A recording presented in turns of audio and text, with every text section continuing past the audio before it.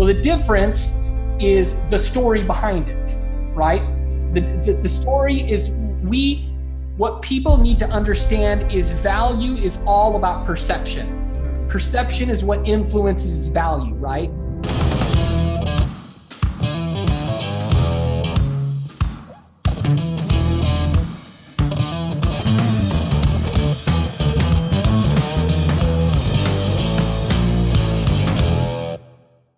Welcome to the Marketing Your Practice podcast. We just had a great chat with a friend of ours, Dr. Chad Woolner, all the way from the US of A.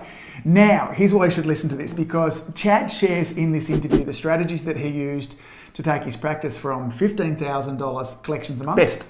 Best month, 15,000. Yeah, all the way up to well over 50 grand that he was collecting per month. So he talks all about new patient funnels or patient funnels as well. So what did you love about that? Oh, I loved it that he gives great overview of the process, but then he really dives in and gives some strategies and tactics of what you should be doing to have a funnel that actually works, what you shouldn't be doing, you know, some of the common mistakes that he sees with having now helped hundreds of practitioners implement these funnels in various niches, and he really dives into what you shouldn't be doing, which is helpful. So we often kind of hear this word funnel come up from time. What's a funnel? We talk about what exactly is a funnel and how we can use this process to attract in really high quality new patients as well. So we're going to put together a really great summary for this all as well, because as Tony mentioned, it's full of great tactics, strategies as well. So head on over to the show notes of the page, the ADIOmedia.com, and then you'll find podcast under this episode with Chad Woolner. We'll have a great summary for you to download, which will help you implement this process straight away as well. So let's get into it. Chat with Chad. See you in there, gang. Well, Chad, welcome to the Marketing Your Practice podcast. Buddy, great to see you. How are you? Doing awesome, guys. Thank you so much for having me. I was just saying on our kind of pre-show chat how much I miss hanging out with my friends from Australia there, but I'm super excited to be on the podcast. I was excited when you guys invited me, and I'm looking forward to this chat, man. It's going to be awesome. Yeah, I've been looking forward to this chat too. I mean, we first hooked up maybe 3 or so years ago. I was listening, going through some Russell Brunson training. He was talking about a chiropractor in Boise, mentioned your first name. I did a Google stalk of you, found you, sent you a message, and 30 minutes later, you and I are on a Skype chatting through stuff. It was super neat. And then, you know, we're talking about kind of Puerto Rico and the fun times we had there as well. So for our guests that don't know a little bit of your background story, tell us, in a few minutes, a little bit of the kind of Chad Woolner story. How did you get to where you are now? What's your superpower? Yeah, you bet, man. So I always try and say long story short, but it tends to be short story long. So I really will try and keep this as condensed as possible. I started in practice nearly 10 years ago. As many chiropractors and or other healthcare professionals can relate, most of the schools that you go to do a great job of preparing you to be a healthcare professional. They don't do so good a job to prepare you to be an entrepreneur. And I was one of those docs, even though I thought that I had a good grasp of things because I always liked to read. I had read Michael Gerber's E-Myth, and I knew theoretically a lot of the right things to do, and so I thought, and maybe that's even worse than knowing nothing, right? Is thinking that you know. No. And so I started into practice, got my teeth kicked in pretty well and good and thoroughly, and realized I didn't know what I was doing. I was about 4 years into it, and I had thought that, after a year or two, I would have had the swing of things, but I still didn't. And a big piece of that component was getting the right patients through the door. We were getting some patients through the door, but it wasn't the right types of patients. And so, I had known Russell Brunson. He is a very close friend of mine, and he was kind of watching this whole process. This was pre-ClickFunnels days. And then one day out of the blue, he comes to me and says, I'm going to be creating this new software. And I didn't think much of it because I had seen probably, I don't know how many countless launches of things he had done prior. And so to me, it was just another program or product launch among many that he had kind of shown me along the way, and I was just thinking, this is going to be, little did I know it was going to become this massive thing that ClickFunnels now is. And he's like, do you want to be a beta tester for this software? I was like, sure, man. And I didn't think it was going to do anything revolutionary for my practice. So I was just like, I'll try it and see if it works. And I had it for a couple weeks. I don't know, maybe a month or two. I dibble dabbled with it. It was still really buggy. I mean, crazy buggy. But I finally figured out the right hook and the right approach that I could then integrate into it. And when I launched that funnel, that completely revolutionized my practice. I mean, just completely. It was like, you know, how they talk about, you know, it took 4 years to have the overnight success or whatever. I mean, it was massive. I mean, we went from collecting my best month ever. And for people international, these dollars may not make sense in terms of things, but, you know, we had our best month, we had collected $15,000. Like that was a good month for us. And then all of a sudden we went from that to collecting now $30, $40, $50,000 a month, like that. I mean, it was just like crazy. And it was just super consistent. It was super stable. It was super reliable. And then from there, I built another funnel, and that one did great. And then from there, we built another funnel. And so around this time, there was another doc in town that was really struggling. He was in the same boat that I had been in. And so my heart went out to him. I felt for him. And which you guys have met, Dr. Matt Ogle. You guys met him in Puerto Rico as well. And just amazing. And so I sat down with him at lunch and I walked him through everything that I was doing. I said, here's what you need to do. Boom, boom, boom, boom, boom. Laid it out. Little did I know that was what would eventually become the structure and format of my program, Funnel Secrets University. And he went through, did everything, and he got the same result. I mean, just crushed it. His learning curve was obviously a lot shorter than mine because he had the luxury of my failures and my learning and all that stuff. And since then, obviously, we've had hundreds of chiropractors all over the world go through the course, basically outlining for them the do's and don'ts of implementing funnels. Our approach with our funnels is vastly different than so many others' approaches to funnels. One of the primary reasons is, number one, I'm a full-time practicing chiropractor. So it's stuff that I'm currently doing in my own practice. Number two, I really focus on high-quality patient acquisition, not just deals. We can certainly run deal funnels. That's not a problem. That's not a difficult thing. But for me, I would much rather focus and work a little bit harder upfront to acquire the right types of people through the doors. And so that's what we've done. And that's currently where we're at right now, is teaching docs all over how to implement funnels, currently still using funnels in my own practice. And that's it. Love what I do. Love helping other docs, and love doing interviews like this. Great story, Chad. And I guess so many questions come up from my mind, but there's some docs sitting there going, wow, you take your practice from $15,000 a month to $30,000, $40,000, $50,000 a month. I want a bit of that, but I'm still a bit, it seems overwhelming. You know, there's language. Yeah, there's this language that we're using here is sometimes foreign for practitioners. So we jump back to the start and say, look, let's get the foundations right. What the heck is a funnel? Yeah, no, that's a great question. That's probably one of the most common. In fact, that's typically the starting point for where we always start is, we don't want to overcomplicate it. You're exactly right. You know, whenever we're going and teaching people how to implement anything, you know, as chiropractors or as healthcare professionals, think about it in terms of you're teaching the public. Simple is always better, right? If you overwhelm people with some complex strategy, the likelihood of implementation goes dramatically down, right? So in terms of what a funnel is in its most simple term, think of it in terms of a website or even a process where you take prospects and you take them through a series of steps that ultimately will qualify them or get them to take certain actions or steps closer towards becoming a patient. The end goal is obviously them becoming a patient through your doors, or if you're practicing virtually, getting them to buy your program or getting them to work with you on some level or multiple levels, right? And so that could look like a landing page, where a landing page is basically a simple scaled down website where there's really one simple thing that you're looking for them to do. That could be putting in their name, email, phone number, or just email or some sort of information that you collect, then take them to the next step. And that page could be, okay, now that we've got your email, we're going to deliver to you some piece of value, either a piece of content, a PDF report, a video training, a download, some sort of a downloadable asset that they can then do. And then from there, you may or may not have some sort of an upsell, or then an automated sequence of communications, either via email, via Facebook Messenger, via text message, via any number.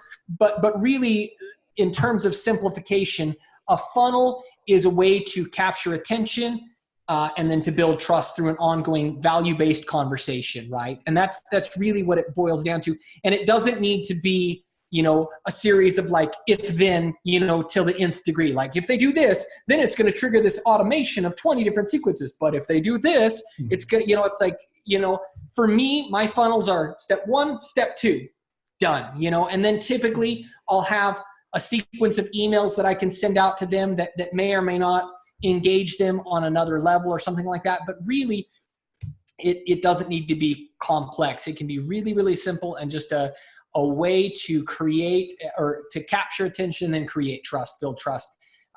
People buy from those they know, like, and trust. And so I always refer to a funnel as an ongoing conversation. It's a way to start a conversation and continue a conversation with your audience to ultimately build trust. If you build trust with people, you don't have to resort to price reductions or, price wars or giving away your services for free and anything like that. You can charge a fair price. In fact, you can even charge more than other people can if the trust is there. Most people recognize that. Like, look, if somebody trusts you, they're going to come to you because they trust you, not because they're looking for a discount or some sort of an offer, in those terms. So does that answer the question? Yeah, absolutely. I think there's some key points there that I really, I often think of funnels as a digital automated way for us to have continual conversations with people. So, that analogy of the dating process of, you're not going to walk into a bar and go up to the first girl, ask her to marry you and expect that to be successful. Yeah, that's exactly what we do with our advertising, our marketing as health practitioners. We whack an ad on Facebook that says half price adjustments or, anywhere around there. We wonder why, one, either it doesn't work, or two, the people that it works with, a terrible quality that you said before. So a funnel allows us to automate, which is a really great word to think about, an ongoing conversation until we can build knowing, liking, and trusting, until it makes sense for you to ask someone to marry you and they'll say yes and you've chosen the right person. So I love the way that you kind of talk about that as well. So where do I start? I go, okay, I get it. I like this funnel idea. I want to, like, what should I have my funnel? Because you mentioned this idea of a landing page and then stuff like that as well. So what are the ingredients and what should they have on them? And, what should I offer in terms of digital reports if I should do that, videos? What are you seeing as working best with regards to both? No, that's great. Let me kind of go out into potentially what might seem at first left field, but I think it'll really set the right foundation, because if we don't start here, no matter what tactics or tricks that you decide to use in your funnels, you're not going to get the right results that you're looking for. And you're going to wind up frustrated. And then what happens is people, unfortunately, throw the towel in way too early. Funnels don't work. I tried it. It sucks, and then they throw it away. So number one, recognize selling needs to be the preeminent priority on any level. And I think one of the things that is frustrating for me to see is how few healthcare professionals embrace a healthy relationship with selling. Marketing and sales go hand in hand. And the reality of it is this is the conversation that I try and have with healthcare professionals that I work with is if you don't sell, you can't serve. Like if you want to have the impact that you desire, I think most healthcare professionals get out on some level or another because they want to change the world.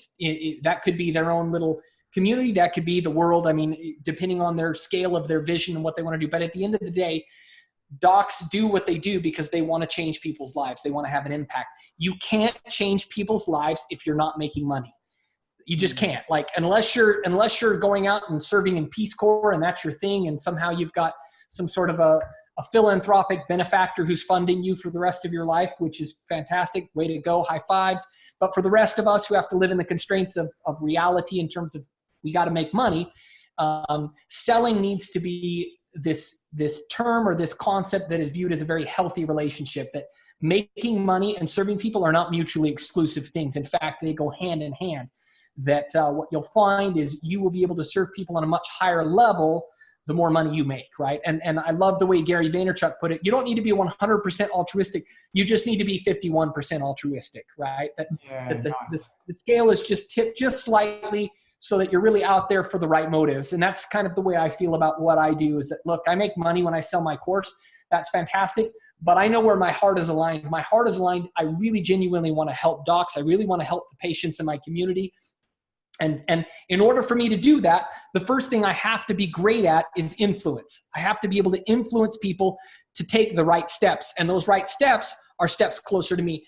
You think of somebody, Jay Abraham, if people aren't familiar with him, he's a famous business consultant, and he's famous for saying, and I'm going to paraphrase this and I might butcher it, but he said, if you have a product or service that can change people's lives for the better, you have a moral obligation to sell it to as many people as possible. And that's the mindset that we have to start with in terms of that, is that you have to be first and foremost, before a healthcare professional, before a chiropractor, acupuncturist, naturopath, massage therapist, whoever we're talking to, before that, you have to view yourself as an influencer. You have to influence people to change their lives, because if you can't influence people, if you're not skilled at that, you're going to suck at funnels, because that's all funnels is it's a methodology for influencing people to take a series of micro steps, we'll call it, towards ultimately working with you, giving you their money so that you can serve them and help them and work with them, right? So in terms of that, become an avid student of human nature. Become an avid student of what makes human beings tick, right? And when you understand those principles, I just bought, in fact, I think last time I was with you guys, I pulled open a book too, didn't I? I always pull up. Still to this day, one of Tony and my personal favorite interviews was that. Yeah, let me show you. Yeah. I just got this. Highly recommend anybody. Have you guys seen this? No. The Laws of Human Nature by Robert Greene. Laws of Power. Oh, now that's the new Robert Greene book. Yes. Yeah. I love. I've got. So for our listeners, Chad is holding up The Laws of Human Nature. It's a new book by Robert Greene. So it's Greene with an E on the end. He's written some fabulous books. I've heard him interviewed about that book, but But the idea is like this: if we're focused on funnels, and I want to focus on funnels, I want to give lots of tactics. I do. But we have to understand that upstream, we got to go upstream if you want to have success here. And going upstream is understanding human nature, what makes people tick. Because if you don't understand what makes people tick, you're going to throw out stuff that's just not going to resonate with people. And you're going to have, it doesn't matter. You could have the most complex, beautiful piece of software, but if you don't wire it correctly in terms of human nature, you're fighting upstream. You're fighting an uphill battle, and you may get some results, but I think you're going to be really, really frustrated. So I would just simply say that understand what makes people tick in those terms. And I would say just in general, and he talks about this in the book and obviously goes into a ton more detail, but at the end of the day, people are looking to do one of two things: either create more pleasure in their life or avoid pain. Fortunately for healthcare professionals, we understand and recognize most people are seeking us who are in pain, some pain or another, whether it's neck pain, back pain, whether it's chronic health issues, whatever it is, they're looking to get out of pain.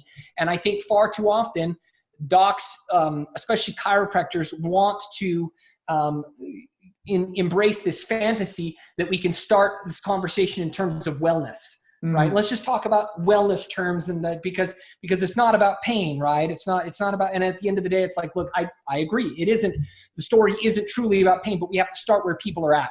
And people are in pain and they want to get pain relief. We can ascend them in terms of the philosophy and story that we tell them, but that doesn't come first, right? So understand in terms of your funnels. So let's talk in terms of tactics. On your funnel landing page, couple rules that you'll want to incorporate when you build your page is a clear headline, right? The more specific you can be talking to a niche audience, the better results you're going to get. So we counterintuitively think that when we talk to an audience, the broader the net we can cast, the better results, right?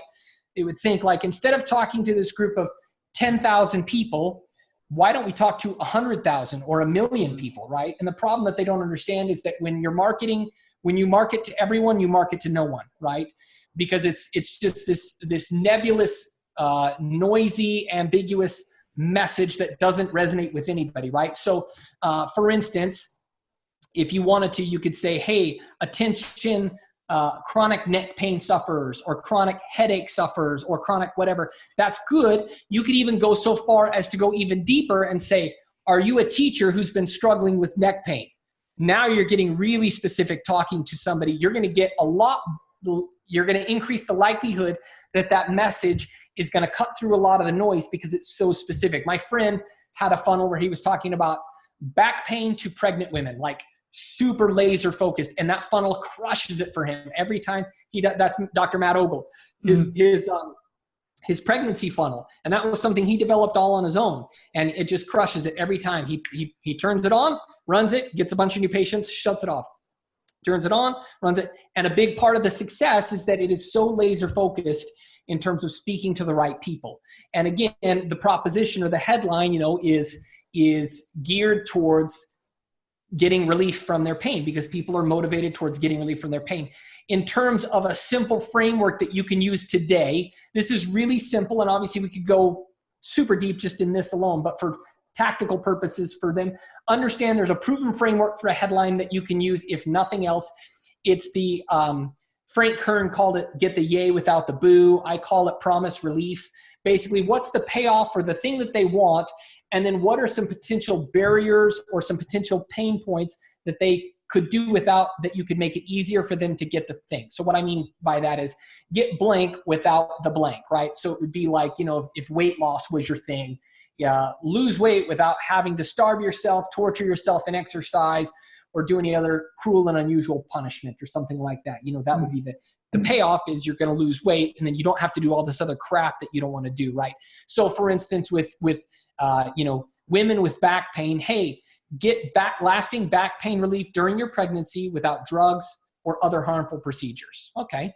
Or without some sort of year-long process, with a quick, whatever it is, but find out, just understand your market, understand what are maybe some of the potential pain points for them.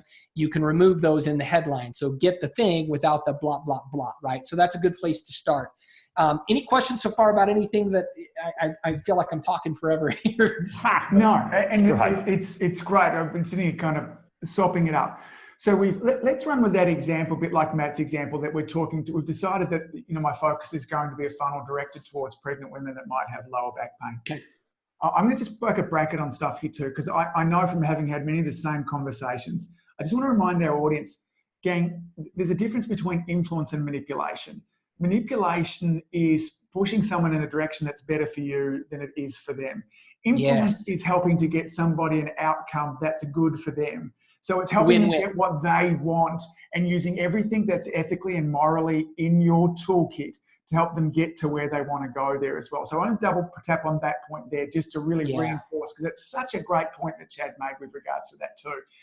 So we've decided that it's women with back pain that we're going to be talking to. We've got our headline there, and I'm guessing we've built a landing page or something like that we're going to. With that landing page, and we've used all our influence tools, we've created a great headline, which is how to get something good without having to do something bad there too. Is it that landing page that you're offering an appointment? Is it that landing page that you're using to go somewhere else? Or what is that landing page doing and heading towards? That there are an infinite number of ways that we can do this. But at the end of the day, ideally, in an ideal world, what we would have done, the marketing that's working the best right now is, let's say you created 3 to 4 pieces of just informative content revolving around that same topic with no call to action at all. Just, hey, I'm Dr. Chad Woolner. If you're someone who's pregnant, I want to share with you a really cool strategy that we use with our patients that really helps them out. It's blah, it's this thing. It's a simple trick. It's a simple exercise. It's this simple supplement. It's whatever that you can use. You get that content out with no other objective other than getting views. So you could throw a video up on Facebook and do a video views campaign. It's pretty simple. It's not that difficult. That's a whole different topic for another time, but just in general, the whole purpose is to get it marinating in your community. You can then do retargeting to watch more additional content. And then eventually what you can do is you can retarget to send them to that landing page where the call to action and the offer is to come into the clinic. We'll just make it a simple call to action, right? So the whole idea, my friend, I don't know if you guys have met Sam Carlson before, but what he's really good at and what he's kind of coining is this phrase brand response marketing, where it's a combination of direct response, but then doing some branding as well, where you marry those two together. That's the evolution of where marketing in general is going today. And so the whole idea is, look, you build your own kind of custom audience, if you will, through engagement. And then once you've got that audience, let's just say that we've aggregated from video views on Facebook, then we can send an offer via landing page to that audience, we understand because they've engaged with us already to some degree or another, they're going to know us. To some degree or another, they're going to like us. To some degree or another, they're going to trust us. So we take them now to the offer, and that offer could be either some type of a slightly discounted offer where the focus isn't on the discount, but really on the solution. I always talk about in terms of the offer, it's not so much the what of the offer as the how and the why of the offer that are going to make the big difference. I really could care less if you do a discount, so long as you don't negatively impact your positioning. And let me give you an example. Hey, what city are you guys in again? Melbourne. Melbourne, yeah. Hey, Melbourne, it's Dr. Woolner. I'm doing something really crazy. It's a crazy deal. Like, that's poor positioning, right? Whereas if you lead in with, hey, if you're somebody who's struggling with back pain and you're pregnant, we help patients like this all the time. And we realize that establishing a new relationship with a healthcare professional can be a little scary sometimes. So what we want to do is we want to make this risk-free for you, which is why for our first appointment, we're just going to do blank, and you make whatever offer you're going to make. Do you see the positioning there? The positioning is completely changed. It's not this used car salesman crazy deal, but instead the positioning's there, right? So we create that offer, put in your name, email, and phone number. Our team will reach out to you. And that's, that's the call to action, right? Whatever your offer is. And we can talk more about offers, moving down, but that's in essence. Does that answer the question in terms of landing page, offer? Yeah, absolutely. So we've got our landing page there, which is then, so that landing page there would be the offer that we would show them after they've watched some of our video content beforehand. Yeah. Ideally, you can do that to a cold audience. And again, if the offer is right, if it's a good enough offer, and if your video on that page, ideally you have a video, if it's compelling enough, if you've got a good, what we'll call hook, story, and offer, which is the essence of good offers. We can talk about that later. But if that's there, you can try it on a cold audience. I know Dr. Matt Ogle's gotten great results with that, but in an ideal scenario, you can definitely build some trust, attention and trust with an audience through creating some goodwill, providing some value up front, right. That way. So in essence, tell me if this is summary in terms of what you're saying. Certainly it would be what Tony and I would suggest is someone might go out and say, look, at the audience I'm going to look after or want to focus on here is pregnant mums that have some low back pain. I'm going to make 3 or 4 videos that offer great value, offer solutions that help to get them some results in advance. We talk about kind of Frank Kern there beforehand as well. And then inside of Facebook, gang, Facebook makes it really easy for us to build a custom audience of people who've watched our videos. And anybody, what we might want to do is not somebody that's just watched 3 seconds, but depending on the length of that video, whether someone's watched 30 seconds or maybe the more of the video that we've got, but we could pull up an audience of people who've watched lots of our videos. Let's use that generic word, lots. These are the people, so each time someone's watching our video, this is like us going on a date. They went one date, oh, that was a long date, good, and they went for another date. And when we've had enough dates with people, then it's appropriate for us to put an offer in front of them that says, hey, you know what, we understand that it's tricky getting in a relationship with a new health practitioner. We want to move those boundaries. And I love this, Chad, so much more than that. Hey, we're doing something crazy. We see those ads all the time over here as well. And it cheapens us. It makes us a commodity. But I like the way that you kind of position it. Then when we put those offers in front of people, of course they're going to raise their hand. They go, that's Chad. He's great. I was having some this. I've started to get some results. He seems like a nice guy. He's friendly. I've seen him. I've built this relationship. That's when your Facebook ads, your Instagram ads will actually work because you've built a relationship working through it as well. Is that a fair summary? Absolutely. You said it better than I did, man. Not like only because we just listened to you. That's right. We listened to you. Yeah. I didn't say it in nearly as cool accent as you've got as well. So I've got this kind of rough old crazy Aussie accent that kind of works from there as well. So 2 questions. You can answer these in either order there too. In terms of saying, 1, how do we get people to watch our stuff in the first place? Where do we get our traffic from? And then 2nd, you brought in this idea of hooks and things like that as well. And like, what is that about? Where does that fit into it? So zip, go. Yeah. So first question, traffic, and I love the fact that you use the term traffic. That's one thing that I try and help docs understand is that Facebook does not equal traffic. It does, but it doesn't. Like people, we almost have developed like this myopic view that Facebook is the only way to get traffic. And that's just not true. Facebook is great. And I say use it, definitely use it. But it should be one of many different traffic sources. There is this thing, I don't know if you guys have ever heard of before, called Google. And people have seemed to forgot that Google is a great way. In fact, I think what we're going to see personally, if you want my opinion for what it's worth, I think we're going to see a massive shift back to Google in terms of traffic. The more that Facebook starts cracking down and making things a little bit more challenging and cumbersome for business owners, I think we're going to see more and more people, an exodus, so to speak, shifting more towards YouTube and Google. So those are great ways to get traffic. You can do paid ads on YouTube. You can do paid ads on Google. You can do an ad display network on Google. You can do search engine optimization to where you get organic search results there.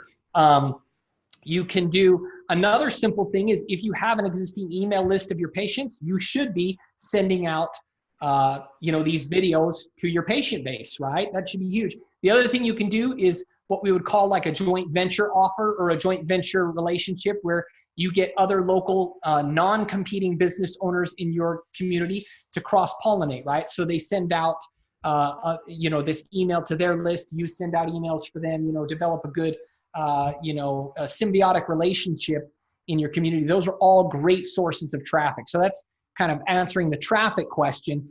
In terms of hook, story, and offer, this is something Russell Brunson teaches. He's been teaching this like significantly. The best analogy that I could use to really help people understand a hook, story, and offer in terms of context, in terms of developing a good offer that's going to really work is this. Let's say in one hand, I had a piece of cardboard, a thin piece of cardboard about yay big, right? It's a piece of paper, right? Cardboard paper. And the other hand, a playing card, like a packed card. Yeah, exactly. Yeah. Or like a baseball card, right? And then in the other hand, I held up a Mickey Mantle rookie card. I'm not like some sort of baseball card, aficionado or anything like that. But and I don't know if he's a baseball. Got it. Thanks. Who's the biggest legend in cricket? Right? Is cricket the sport down there? Yeah, that's one of the sports that we play down here. Okay, well, a cricket trading card, right? But anyways, let's stick with Mickey Mantle. A valuable, for our Aussie listeners. Tony's a dickhead. Just ignore him. So a Mickey Mantle rookie card is worth like $1 million or something like that, right? It's worth a ton of money, but it's just paper. It's just cardboard. It's a little card, right? Or we could even say in one hand, I'm holding a face deck playing card, right? It's worth nothing, right? What's the difference between the two? Why would somebody be willing to pay, $1 million for this and nothing for this, right? It's the same thing. Or you could even say, I took a picture of a Mickey Mantle card and printed it out, right? So what's the difference between the two, right? Well, the difference is the story behind it, right? The story is what people need to understand is value is all about perception. Perception is what influences value, right? If I were to, and maybe that's not even the best analogy. Let's say I held up a playing card, a face deck playing card, right? And people are like, and I'm like, how many people would pay me $1,000 for this card? Most people would say, you're stupid. I wouldn't pay. And then what if I then said, well, you know what? Let me tell you a story about this card. This card was once used by Elvis Presley in his last poker game that he ever played when he was alive.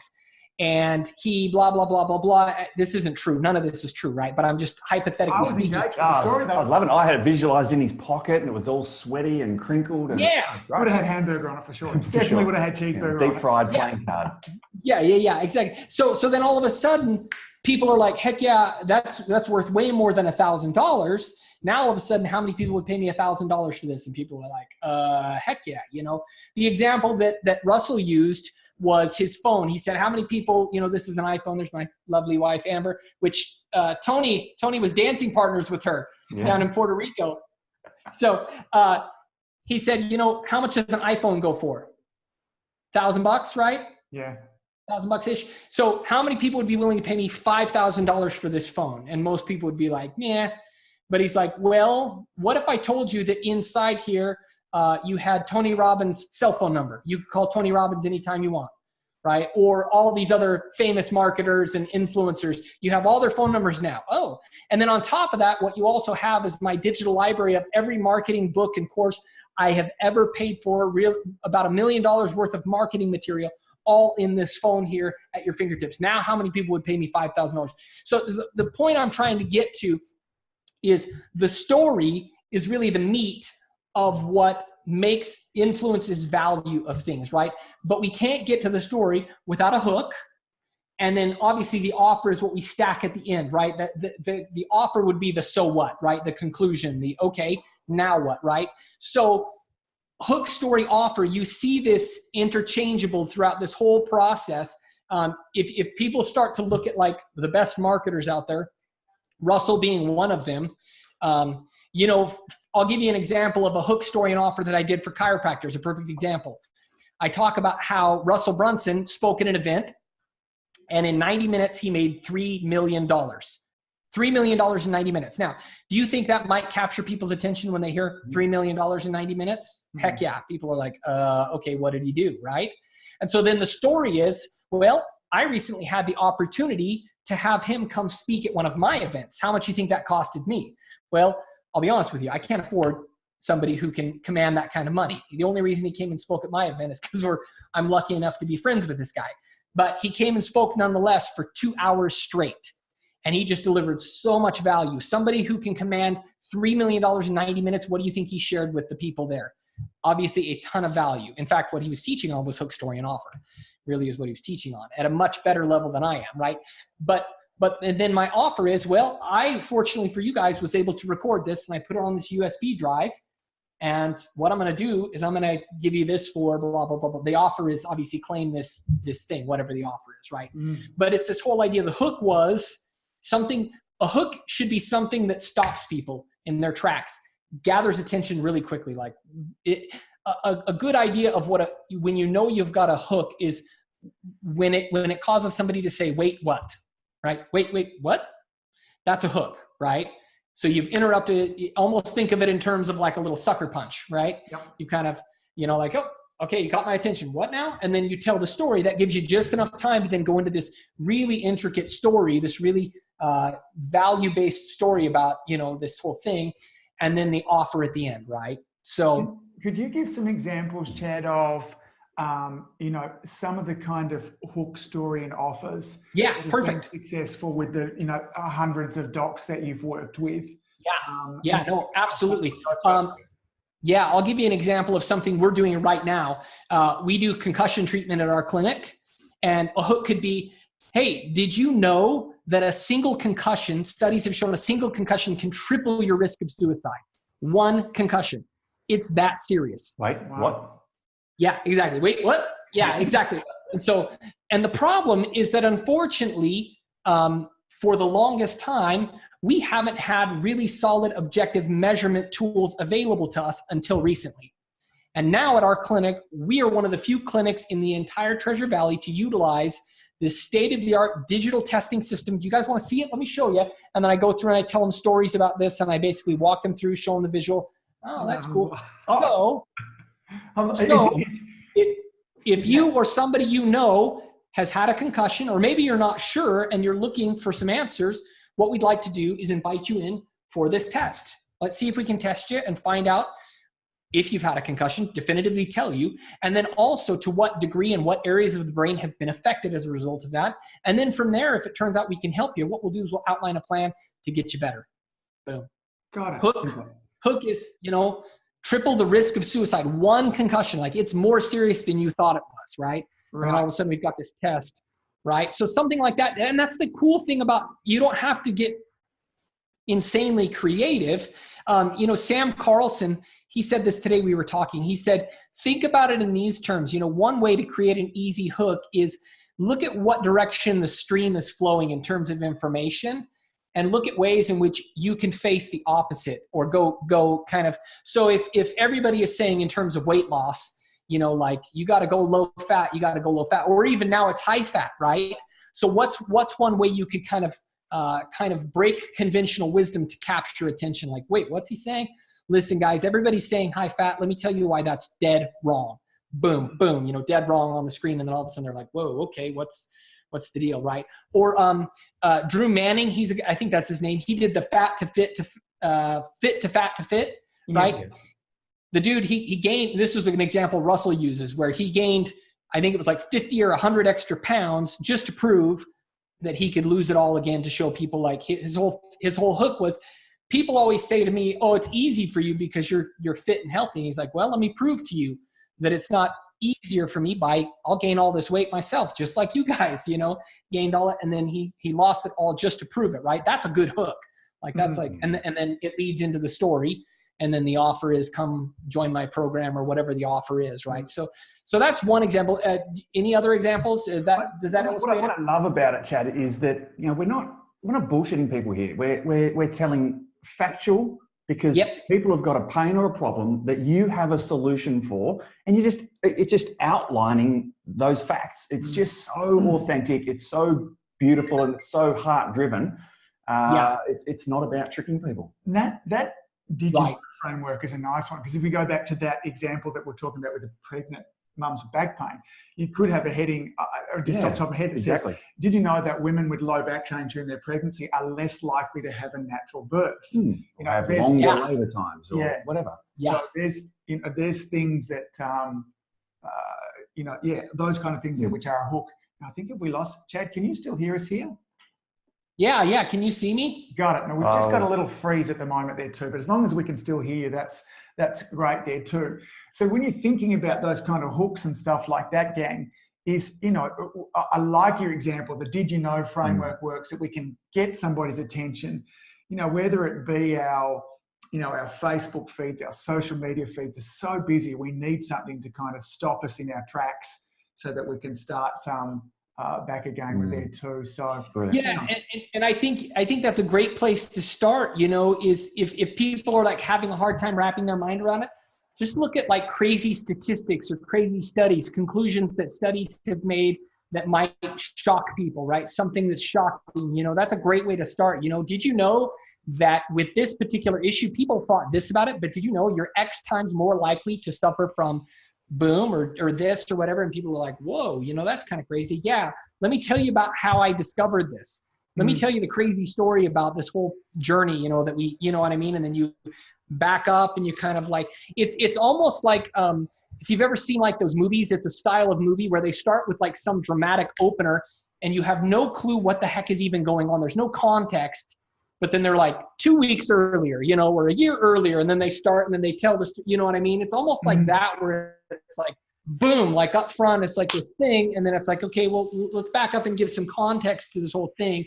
And in telling the context, in telling a story, if you're good at storytelling, that is where the value is established. That's all of a sudden where you're no longer needing to discount stuff, because the story will establish the value, right? And then all of a sudden, it's like, seriously, if you look at like the people who are the best marketers, like say Russell Brunson, he is a master storyteller. He's just incredible at telling these stories that are captivating, that are engaging, that are fun. It's like hypnotic, you know? And I think the reason why is because storytelling is deeply ingrained in our biological DNA. Like, we're used to that. It's part of our survival as a species. The stories are so essential to who we are as humans. There's something very engaging, captivating, and connecting about telling stories. And so that framework is just such a solid, timeless framework. This is something that if docs will master this process, it doesn't matter. They can go back and they can watch this podcast 10, 20 years from now. It's still going to be just as relevant, regardless of the platform, whether it's Facebook or some other platform that's come about that we don't even know about now. If this framework will hold true, it's timeless. It's a timeless framework. I think, you know, as my mind is racing as we're having this conversation now, in terms of thinking of ways that you could approach this, you know, regardless of, if you think about, because the modern medical approach to most healthcare disorders is a shambles. So if it was ear infections that you were thinking about, you go, okay, what's the standard treatment? Well, it's antibiotics. Then you look into the research. We know they don't really work. And so you go along, you know, do you know that your child taking antibiotics for infections actually increases their risk of more infections. Now, maybe if you're going, okay, and if you're doing any kind of body work and helping people with pain, the standard treatment is some kind of painkiller, opiate. You know, you can get into a storm there where you can get people going. And the research shows that these things aren't really effective. So, you know, before you come up with your hook and you're putting together your story, a little bit of research, you know, this is to go to. And I think just listening to stories, as you've been telling so many stories here too, you know, it engages our limbic system. That's where it brings out emotions, and emotion is what has us make decisions there too. We need some statistics in there because that helps to drive us forward there to bring context to it. But emotion is important. When people get this wrong, what are some of the, and we've talked about it there too, but to kind of bring it together, what are some of the mistakes that people do that when they come to you and they go, oh, even my funnel's not working? What are some of the mistakes that they're making that stop this from working for them the way that it possibly could? Yeah, no, that's a great question. I would say a big part of it is not knowing their audience well enough, not knowing what those emotional triggers are that are going to prompt people to action, not clearly defining a niche specifically enough. Again, I'd say that's probably the biggest. It's just like, hey, everyone, I've got this stuff. Come in and see me. You know, it'll help with everything. Like, it's like everything it's like the most convoluted, like, just like, I've got this stuff. I had a doc recently show me one of his first funnels. And it was like very vague. It was like and it was just a simple landing page. And I appreciate the fact that he made this effort. But it was very clear. It was just like, hey, it's my 5 tricks to low back relief or something like that. And it was good, but I don't think it was nearly specific enough. And I think he could have developed, again, in terms of a hook story and offer. So let me do this. If it's cool with you guys, I'll share what he did, and then I'll share maybe one way that he could sexy it up a bit and fix that, right? So the whole offer was he was going to give them 5 different exercises to fix low back issues, right? And it was just like, hey, everyone with low back issues, put your name and your email here, and I'm going to give you these, you know, low back tips or tricks, right? So I'm just going to be stupid and crazy here for a second, just throw this out there. But let's say he did a video on the landing page and he says, hey, everybody in Meridian, Idaho, Dr. Chad Woolner here. I'm a chiropractor and owner of Align Integrated Medical. If you're somebody who's been struggling with nagging low back pain and you've tried everything, you've tried chiropractic, you've tried the physical therapist, you've tried the massage therapist, and you just feel stuck, like you can't get results, then I have something really important to share with you, right? So that's a classic kind of video. If then I'm talking specifically to somebody, if you fall into this category, then you need to pay attention, right? So we can capture attention that way. I want to share with you something crazy I learned in China. Like, okay, what does that have to do with anything? You know, I learned the secret to fixing low back pain on a trip to China, of all things, you know, and again, it's just hypothetical. Like, I've never been to China before, right? But you could tell this story about, you know, and the way people need to think of this is look at ways that you can create greater connections in your life from your own experiences that you can draw from, right? Let's say I did go to China. How could I draw that in? You know, when I was there in China, we were walking on the Great Wall of China, and I saw this monk who was doing this like Shaolin dance thingy or whatever. And we got to talking, and he had broken English. And in the course of our conversation, we were talking about these exercises that he did to strengthen the back. And I saw he was using this really weird tool.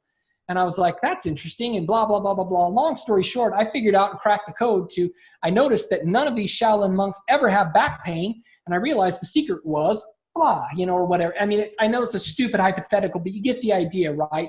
Draw from your experiences, you know, that I saw this documentary, this weird documentary, and it said this, and I saw this, or my family and I, we were in Disneyland, and this experience happened, and I learned this. What's the moral of the story, right?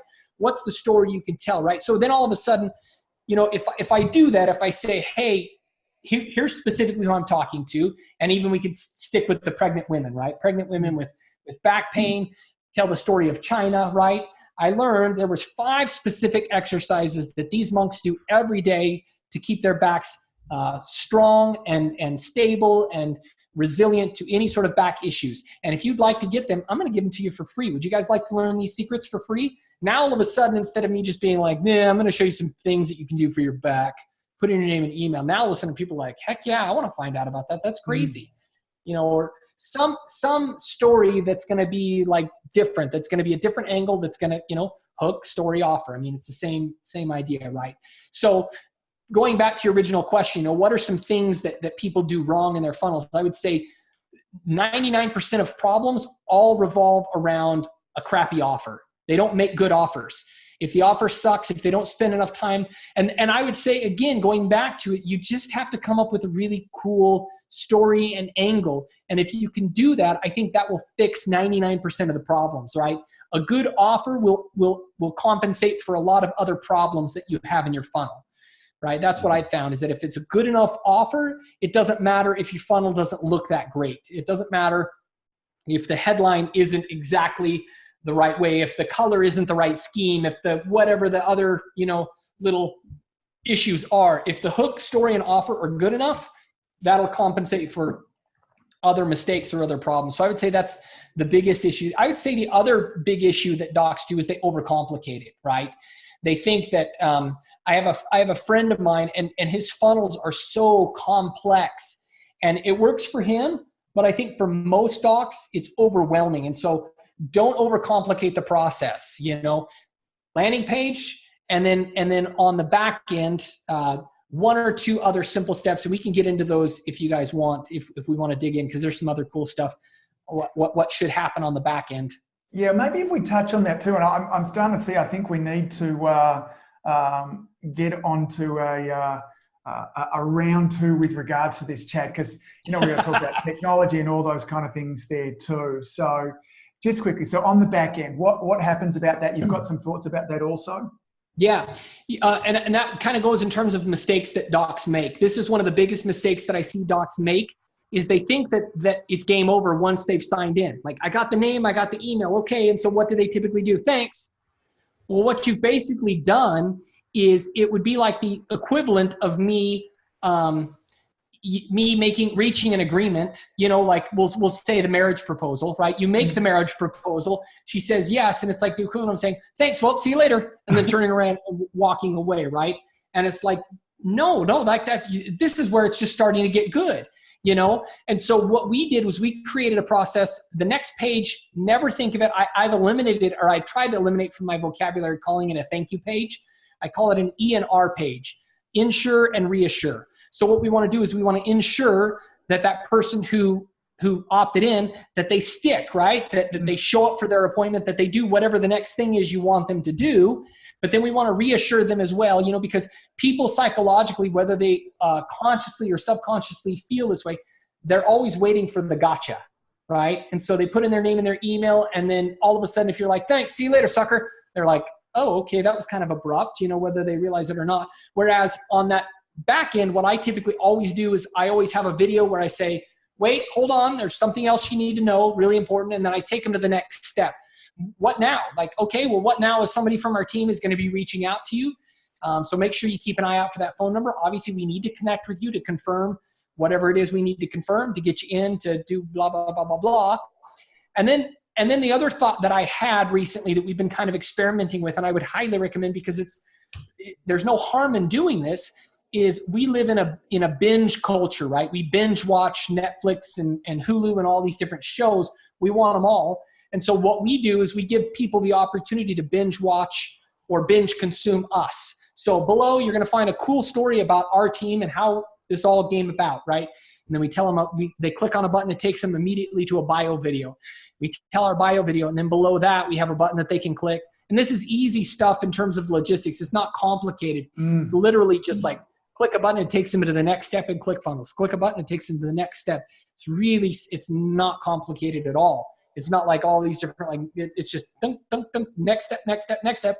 And then we'll have a video showing our success stories, testimonial videos or success stories. I know there's some laws in Australia.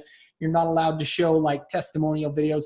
So maybe a clinic tour, show them a tour of your clinic, show them, some of the people that you guys treat, some of the conditions that you guys help people with, blah, blah, blah, blah, blah. But just allowing them to kind of continue the conversation themselves. You know what I mean? Just continue. And we call that kind of a rabbit hole. We're just let them go as far as they want to consume, And at the end of the day, what that's going to do is that's going to help dramatically with creating a stronger connection and bond with you. It's going to help with pre-framing so that by the time they do come in, those that have consumed all that, there's going to be a dramatic difference in the caliber of that prospect or patient that comes through versus somebody who just put in their name and email, thanks, we'll see you when you get here. There's a huge difference there, right? And so I would say that's a big mistake on the back end is that's just the beginning. Like, keep the conversation going. Let it go as far as you want to take it, That's my take. Yeah, great. Perfect. What a great, mix of overview, strategy, tactics, all things funnels there with Chad Woolner. Now, Chad, you mentioned earlier on that you do have a course. If people do want to dive deeper and go, yep, this is what I want to get into, I want to learn more, how do people go about that? Just go to chirofunnelsecrets.com. We typically will do almost every week. We usually have webinars that we do. And the webinar isn't just a thinly veiled sales pitch. We literally will walk through the 3 core funnels. We show everybody what we've been doing for the past 4 years. I literally map them out, boom, boom, boom, boom, boom, boom, boom, boom, boom, boom, walk them through it. And then at the tail end, if people are interested, we present how the course works and how it all works. If it's a good fit, then they'll know it and they can get on board, and great. But if not, they at least get the setup of how we do what we do in our practice with our funnels. And I think too, Chad, like I mentioned to begin with, we've had a relationship watching you do what you do. And Chad's behind the scenes is as great as he's front of it. If you think that what Chad sort of shared with us today is great, then, we've spoken to people who've been along to your programs and stuff like that too. And it's, we love the way that you look at it as well. So we'll make sure we're down in the show notes there we'll put a link. that you can pop a link to that also. And then I will, as we have with all of our shows now, I'll have a summary of all of this because there's so much great overview to the tactics through this as well. So if you want to dive back into this as well, then again, just head to the show notes page. There'll be a link there for you to be able to kind of download a whole summary of this as well. So Chad, any final words to share with our audience before, and then we'll need to clearly organise a round 2 so we can dive into more of the nitty gritties of this as well. So any parting thoughts?